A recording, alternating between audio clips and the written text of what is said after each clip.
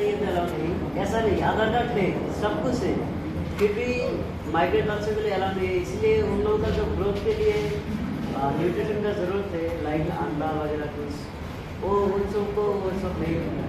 और ज़्यादातर लोगों का टीका जो है, टीका पोलियो ये सब भी नहीं मिलता। हम लोग अवेयरनेस करते हैं, लेकिन गवर्नमेंट से ये सब नहीं मिलता। ಏನ್ ಹೇಳ್ತಿದೆ ಅಂದ್ರೆ ಆಧಾರ್ ಇದ್ರೂ ನಮ್ಗೆ ಮಕ್ಕಳನ್ನ ಸೇರಿಸ್ಕೋತಾ ಇಲ್ಲ ಅಂಗನವಾಡಿಗೆ, ಮತ್ತೆ ಈ ತರ ಪೌಷ್ಟಿಕತೆಯನ್ನು ಸಿಗ್ತಾ ಇಲ್ಲ. ಮತ್ತೆ ವ್ಯಾಕ್ಸಿನೇಷನ್ ಕಾರ್ಡ್ ನಾವಿಬ್ರು ಹೋಗೋ ಹೇಳಿದ್ರು ಅವ್ರಿಗೆ ಗವರ್ಮೆಂಟ್ ಇಂದ ವ್ಯಾಕ್ಸಿನೇಷನ್ ಸೌಲಭ್ಯ ಏನು ಸಿಗ್ತಾ ಇಲ್ಲ. ಅದೇ ಏನಾಗ್ತಿದೆ, ಅಟ್ಲೀಸ್ಟ್ ಸಂಗಮ ಗುಬ್ಬಚ್ಚಿ ಏರಿಯಾದಲ್ಲಿ ಯಾರು 5,000 ಕುಟುಂಬ ಇರ್ತಾರೋ ಅವರಿಗೆ ಸ್ವಲ್ಪ ಹೆಲ್ತ್ ಸಪೋರ್ಟ್ ಸಿಗ್ತದೆ. ಯಾಕಂದ್ರೆ ABM ಪ್ರೈವೇಟ್ ಕ್ಲಿನಿಕ್ ನಡೆಸ್ತಾ ಇದ್ದಾರೆ ಫ್ರೀ ಆಗಿ, ಅಲ್ಲಿಂದ ಹೆಲ್ತ್ ಸಪೋರ್ಟ್ ಸಿಗ್ತದೆ. ಅದೇ ಹೆರಿಗೆ ಕಾನೂನು ಸರ್ಕಾರಿ ಆಸ್ಪತ್ರೆಯಲ್ಲಿ ಆಗ್ತಿದೆ, ಆಯ್ ಕಾರ್ಡ್ ಎಲ್ಲ ಆಗ್ತಿದೆ. ಆದ್ರೆ ಇದೊಂದು 5,000 ಜನರಿಗೆ ಮಾತ್ರ, ಇನ್ನು 26,000 ಜನ ಬೇರೆ ಬೇರೆ ಜಾಗದಲ್ಲಿ ಅವ್ರಿಗೆ ಸಿಗ್ತದೆ.